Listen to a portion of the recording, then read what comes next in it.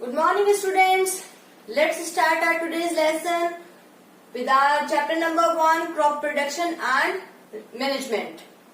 So from today we are starting the revision work so that we can prepare our PT1 syllabus, in which we are including 3 chapters, chapter number 1, chapter number 2 and chapter number 3.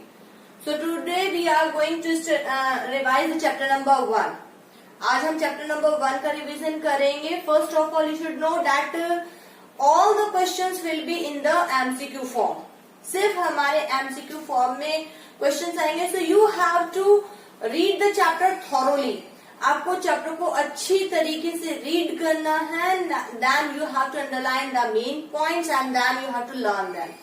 इसके साथ ही अगर आप keywords पूरे learn कर लेते हैं, जितनी भी अंदर इंडेक्स जो एक्सरसाइजेज हैं वो कर लेते हैं, और जो चैप्टर के लास्ट में जो एक्सरसाइजेज दी हुई होती हैं वो आप पूरी अच्छी तरीके से कर लेते हैं, तो आपका नियर अबाउट पूरा चैप्टर जो होता है वो प्रिपेयर हो जाता है. बस आपको ये ध्यान रखना है कि long question answer, short question answer as it is नहीं आएंगे. उनमें से कहीं ना कहीं से उनमें से कुछ भी कंटेंट जो है वो एमसीक्यू के फॉर्म में आ सकता है. तो सिर्फ हमें क्या करना है, चैप्टर को थॉरोली पढ़ना है और इससे रिलेटेड जो भी क्वेश्चंस बन सकते हैं उन पॉइंट्स को सिर्फ हमें याद रखना है. So let's start the chapter 1. तो इसमें जैसे कि हम सबसे पहले स्टार्ट कर रहे हैं क्रॉप से, कि क्रॉप क्या होती है, क्योंकि हम चैप्टर पढ़ते हैं crop production and management. So we are starting with our topic crop. What is crop? When the same kind of plants are grown on a same place on a large scale, then it is called crop. एक ही जगह पे एक ही kind के बहुत सारे plants को अगर हम ग्रो करते हैं तो हम उसकी क्रॉप कहते हैं. जैसे हमने राइस प्लांट्स ग्रो किए हैं या व्हीट प्लांट्स ग्रो किए हैं बहुत बड़े एरिया में एक ही तरीके के, तो उसको हम कहेंगे कि ये व्हीट की क्रॉप है या राइस की क्रॉप है. सो आपको ये अपने बुक में अंडरलाइन करना है सबसे पहले कि ये क्रॉप क्या होती है. उसके बाद आ जाता है डिफरेंट टाइप ऑफ क्रॉप्स दी हुई हैं आपके बेस्ड ऑन द प्रोडक्ट्स, कि बेस्ड जो वो प्रोडक्ट दे रहे हैं उस पे based how can we classify the crops. So there are different type of products we get from the crops, just like cereal crops, pulses crops, fibre crops, oil yielding crops, sugar yielding crops, vegetables, fruits and spices. तो इनसे हमें different जो है products obtain होते हैं, उसके base पे different different crops हैं. सीरियल्स हमको अच्छे तरीके से पता है कौन कौन से हैं, आपको याद पता होना चाहिए. व्हीट, राइस, मेज, मिलेट, ज्वार, ये सब. फाइबर क्रॉप्स हमारी आ जाती हैं, कॉटन है, जूट है, हेम्प है, ये सब हमें ध्यान रखना है. फिर आ जाते हैं पल्सेस जो हैं हमारे, ग्राम है, बीन्स हैं, सोयाबीन है, ये सब हमारे पल्सेस और लेग्यूम्स में आ जाते हैं. फिर हमारे ऑयल यील्डिंग है. ऑयल यील्डिंग में जिससे भी हमें ऑयल मिलता है, जैसे कि हमारे ये आ जाएंगे ग्राउंडनट आ जाएगी और मस्टर्ड आ जाएगा. इसके अलावा आप सनफ्लावर भी इसमें इंक्लूड कर सकते हैं. फिर आ जाता है शुगर यील्डिंग, जिससे हमें शुगर ऑब्टेन होती है, जैसे कि हमारा शुगर केन है, बीट रूट है, ये सब है. उसके बाद वेजिटेबल्स. वेजिटेबल्स में आप बहुत अच्छे से पता है, स्पिनच है, पोटैटो है, टोमेटो है, ब्रिंजल है, लेडीज फिंगर है, ये सब आप इंक्लूड कर सकते हैं. फ्रूट्स आपको अच्छे तरीके से पता है. उसके बाद आ जाता है स्पाइसेस. स्पाइसेस हमारे लिए नए हैं. ऐसे प्रोडक्ट, ऐसे flavouring plants which flavouring plant products which add taste to the food. ऐसे प्रोडक्ट्स जो प्लांट्स के ऐसे प्रोडक्ट्स जो कि हमारे फूड को फ्लेवर प्रोवाइड करते हैं, that products are called spices. So we have to keep in mind that what are spices and the examples of spices. जिन स्पाइसेस में हमारे जाते हैं क्यूमिन सीड्स हैं, पेपर है, इसके अलावा जिंजर है, क्लोव्स हैं, ये हमारे फूड को एडिशनल टेस्ट प्रोवाइड करते हैं. तो आपको ये ध्यान रखना है that these are the flavouring plant products which add flavour to the food, और इनके एग्जाम्पल्स भी आपको याद रखने हैं. फिर आ जाता है हमारे according to season. There are 2 type of crops, rabi crops and kharif crops. Rabi crops which are grown in winter season, जो कि विंटर सीजन में ग्रो होती हैं, and they are planted in October and they are harvested in March to April. Main तो याद रखना है कि रबी क्रॉप्स कब से कब ग्रो होती है, विंटर में ग्रो होती है अक्टूबर से मार्च अप्रैल तक में. Then you have to learn the examples. इनके एग्जाम्पल्स आपको अच्छी तरह से याद होना चाहिए. रबी क्रॉप्स के हैं wheat, barley, gram, pea, mustard. ठीक है. फिर आ जाते हैं kharif crop that are grown in rainy season, जिनको वाटर की कंटेंट ज्यादा चाहिए. Kharif crop that are grown in rainy season, they are grown in June and harvested in September. इसके भी एग्जाम्पल्स पता होने चाहिए. Paddy, sugarcane, groundnut and maize. Sometimes the question in exercise questions, some questions are given related to rabi crops and kharif crops, and some examples are given. Just first question. In first question is that which of the following is the kharif crop, and the right answer is sugarcane. It doesn't mean that the same question will come in the exam. इनमें से कोई सा भी example देके आपसे पूछा जा सकता है रबी क्रॉप कौन सी है, खरीफ क्रॉप कौन सी है, कब ग्रोन होती है, विंटर में होती है, रेनी में होती है, कब ग्रो होगी, कब हार्वेस्ट हो सकती है. तो आपको इनके बारे में पूरा सब कुछ पता होना चाहिए और ये एग्जाम्पल्स भी अच्छी तरीके से पता होने चाहिए. तो you have to learn them properly. Is it clear? Then आ जाती है हमारी बेसिक प्रैक्टिसेस. मीन्स जब हम ग्रो कर रहे हैं किसी क्रॉप को, the practices we do from starting to the harvesting of the crop that are called agricultural practices. जब हम किसी क्रॉप को ग्रो करते हैं तो स्टार्टिंग से लेके लास्ट तक जो भी हम प्रैक्टिस करते हैं, जो भी हम वर्क करते हैं, they are called agricultural practices. अब हमें एग्रीकल्चरल प्रैक्टिसेस का सबसे जो सीक्वेंस है, we have to learn them, कि कौन से सबसे पहले हमें क्या करना है. Then what you have to do, step wise we have to learn them and their details. First step is the preparation of soil. सबसे पहले अगर हम एग्रीकल्चरल प्रैक्टिसेस में पढ़ेंगे तो हम सबसे पहले क्या तैयार करेंगे, सॉइल को प्रिपेयर करेंगे. तो सॉइल के प्रिपरेशन में भी हमें क्या क्या ध्यान रखना है. फर्स्ट है, इसमें हमें करनी है 3 पार्ट्स है. इसमें प्लोइंग है, उसके बाद हमारा है लेवलिंग, और उसके बाद है एडिंग मैन्योर्स एंड फर्टिलाइजर्स. तो सबसे पहले हमें प्लोइंग है. प्लोइंग है क्या है, that turning of soil. Turning of soil is called ploughing और tilling. Then the tools which are used in ploughing. फिर हमें ये ध्यान रखना है कि कौन कौन से टूल्स हैं जो कि प्लोइंग में काम में आते हैं. आयरन प्लो, वुडन प्लो, हो, and the cultivator. Cultivator is the modern equipment that is used to plow the field. तो मॉडर्न वाला जो है वो कल्टीवेटर है, और जो ट्रेडिशनल है वो आयरन प्लो है, वुडन प्लो है एंड हो है. तो ये हमें ध्यान रखने हैं. उसके बाद एडवांटेजेस ऑफ प्लोइंग है, क्योंकि हम प्लोइंग क्यों करते हैं ये हमें आपको अच्छी तरीके से पढ़ना है. Then the levelling. The second step is the levelling.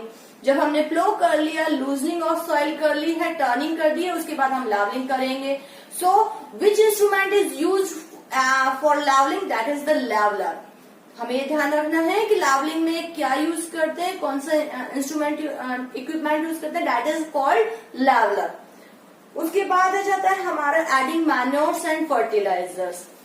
To enrich the soil with nutrients we add some manures and fertilizers. तो मैन्योर्स भी जो है they are natural substances and the fertilizers are the chemicals which we prepare in the factory. So पहले हम पढ़ेंगे manure कितने type के हैं और उसके बाद पढ़ेंगे फर्टिलाइजर्स. तो मैन्योर्स आपके इसमें 2 टाइप के बता रखे हैं. First is the compost and the second is farm yard manure. तो कंपोस्ट क्या है, it is a manure is obtained by the decomposition of plants, dead plants and animal products. जो animals और plants जो हैं उनके dead remains से, उनके decomposition से जो manure obtained होता है, that is called compost. So the manure which is obtained by the decomposition of dead plants and animals, is called compost. तो हमें ये पता होना चाहिए कंपोस्ट क्या है। तो हम इसके लिए जो भी हमारे प्लांट्स या एनिमल्स की जो वो रिमेन्स हैं उनको एक पिट में डाल देते हैं, कंपोस्ट पिट में डाल देते हैं, उसके बाद उससे हमारी कंपोस्ट तैयार हो जाती है।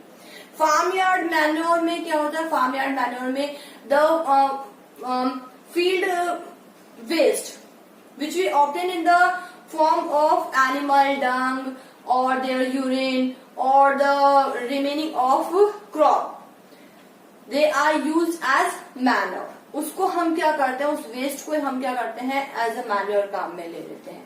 तो हमें पता होना चाहिए कंपोस्ट क्या है और फार्म यार्ड मैन्योर क्या है। Then the fertiliser, these are the chemicals which are prepared in the factories, जो कि फैक्ट्रीज में प्रिपेयर होते हैं। मेन हमारा है एनपीके फर्टिलाइजर।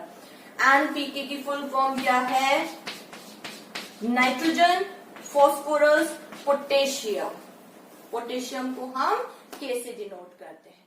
तो that is the, so after every topic there are some questions given, so you have to do all these questions to test your knowledge, and you have to not depend on them only, you have to do all the questions related to the topic। आपको सिर्फ यही नहीं करने हैं, ये तो करने ही है, मतलब जो चेक योर नॉलेज वाले क्वेश्चंस है वो तो करने ही है, उन पे पूरी टोटली डिपेंडेंट भी नहीं रहना है, आपको पूरा थॉरोली टॉपिक भी पढ़ना है।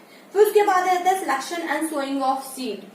आपको ये पता है कि हमें जो है हेल्दी सीड्स वो करने हैं, डिजीज रेजिस्टेंट और हाई यील्डिंग वाले जो सीड्स हैं वो सिलेक्ट करने हैं। Then we have to sow the seeds. उसके बाद हमारे 3 methods, the tools are given for sowing seed, that is the traditional tool, then seed drill and the broadcasting. 3 tools दिए हुए हैं, हमें ये ध्यान रखने हैं कि 3 tools are used, traditional tool, seed drill and broadcaster. Then the method of sowing seed के भी 3 है, broadcasting, we spread the seeds in the field randomly, हम उसको randomly क्या कर देते हैं, थ्रो कर देते हैं, that is called broadcasting। sowing by seed drill, seed drill एक इक्विपमेंट होता है जिसमें कि एक ऊपर फनल होता है, and we fill the seeds in them, and there are some pipes which or when we sow the seeds with this seed drill, we can sow the seeds on proper distance and in proper depth। अगर हम seed drill का use करके seeds को sow करते हैं, हम seeds को proper depth और प्रॉपर डिस्टेंस पे क्या कर सकते हैं, सो कर सकते हैं। So we should know that by seed drill seeds are sown uniformly at proper distances and proper depth. Then the transplantation. Some plants are there that are not grown directly in the field. Their seeds are not sown in the field directly. First of all, they have to sown in the nursery. Then their saplings are transplanted into fields. पहले कुछ उनके seeds को nursery में grow करवाया जाता है और उसकी सैपलिंग्स को फिर बाद में सेलेक्ट करके और फिर उनको क्या किया जाता है, ट्रांसप्लांट किया जाता है। And you know this very well, the example is paddy. Paddy को हम ट्रांसप्लांटेशन से क्या करते हैं, ग्रो करते हैं। Then the irrigation, the supply of water to the crops at regular intervals of time to time crop को water देना, that is called irrigation. Irrigation के भी बहुत सारे मेथड्स हैं जिसमें कि हमारा आ जाता है ट्रेडिशनल मेथड्स। वो आपको याद रखने की ट्रेडिशनल मेथड कौन कौन से हैं, मोट है, चेन पंप है, झेंकली है, रहट है। इसके बाद है, ये आपको याद रखने, सिर्फ इनकी नेम याद रखने की ट्रेडिशनल मेथड्स कौन कौन से हैं। Then the modern methods. Modern methods आपको अच्छी तरीके से एक बार पढ़ लेना है। 2 modern methods are given, drip irrigation and sprinkler system.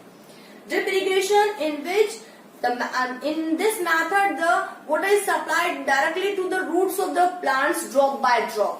इसमें जो वाटर है वो डायरेक्टली प्लांट की रूट पे ड्रॉप बाय ड्रॉप सप्लाई किया जाता है। And it is useful for the places where there is a scarcity of water and it saves water, क्योंकि इसमें drop by drop directly root को ही दिया जा रहा है प्लांट की, तो यहाँ इससे वाटर भी सेव होता है और जहाँ पे पानी की कमी होती है या वहां के लिए बहुत ही क्या है, यूजफुल है. सो that is the drip irrigation. In the sprinkler system, the water is supplied to the plants in the rain form. इसमें स्प्रिंकलर सिस्टम में रेन फॉर्म में क्या किया जाता है, वाटर जो है वो प्लांट्स को सप्लाई किया जाता है. देन द बेसिन इरिगेशन, इसमें क्या है कि इसमें वाटर को बेसिन में कन्वर्ट करके और फिर उसको वाटर से फिल कर दिया जाता है और फिर रेगुलर इंटरवल्स ऑफ टाइम पर जब भी उसको रिक्वायर होती है प्लांट्स को, वो उसको क्या करा जाता है, सप्लाई किया जाता है.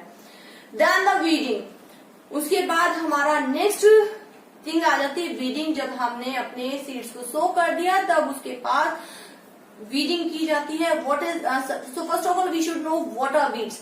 Weeds are the unwanted plants that grow along with the main crop. जब हमारी मेन क्रॉप ग्रो होती है इसके साथ साथ कुछ अनवांटेड प्लांट्स भी ग्रो हो जाते हैं, that are called weeds. So we have to remove them because they compete with our main crop for space, water, nutrients and sunlight. So they check the knowledge. So they check the growth, or we can say they reduce the growth of our main crop. And it reduces the yield of our crop.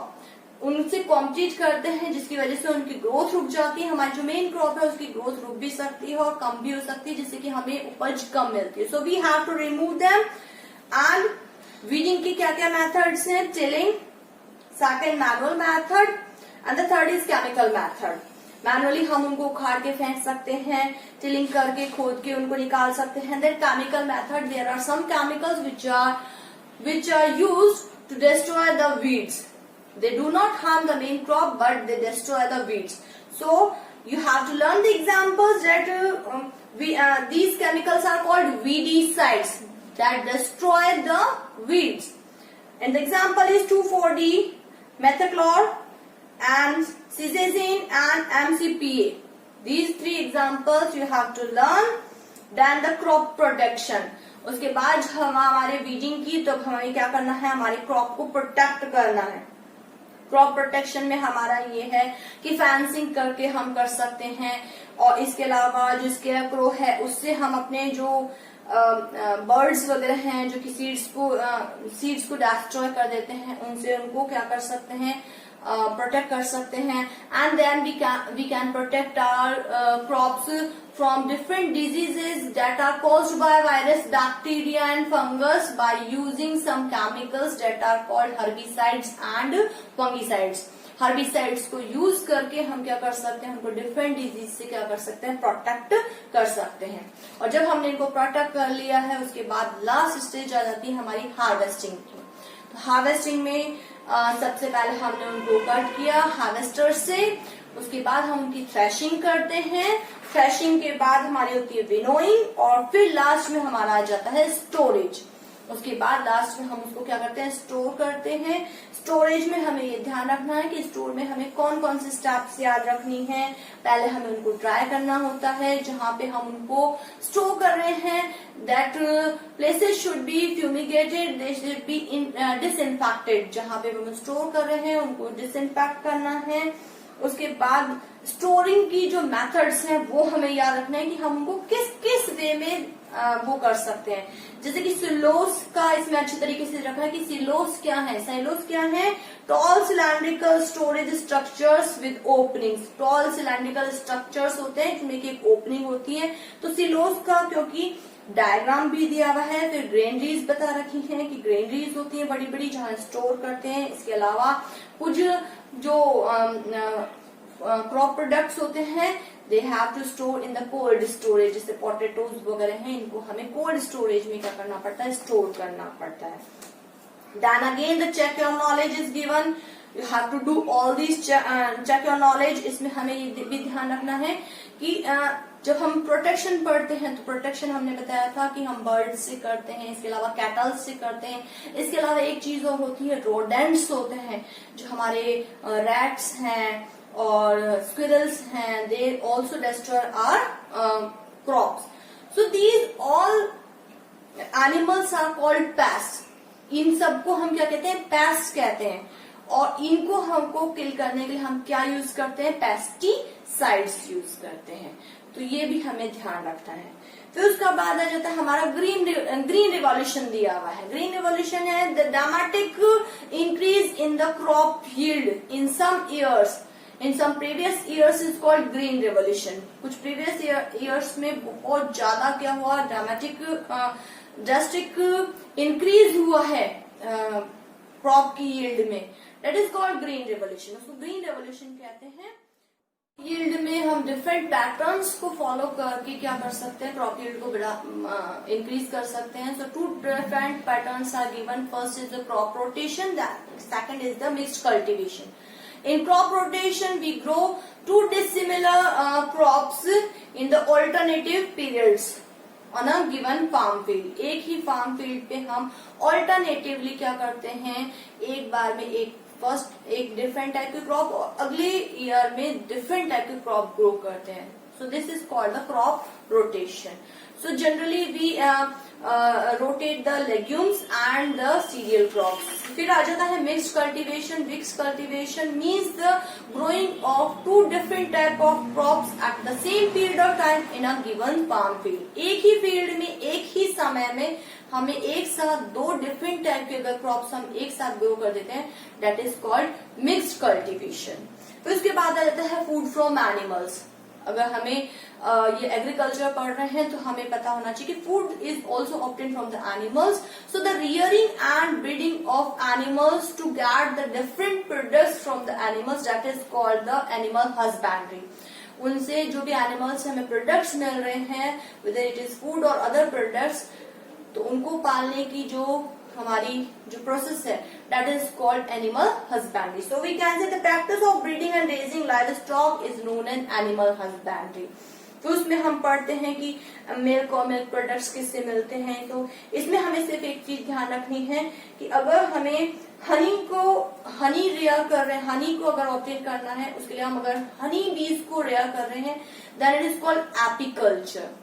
Just like that, if we want to obtain fishes, the rearing of fishes and their culture is called pisciculture.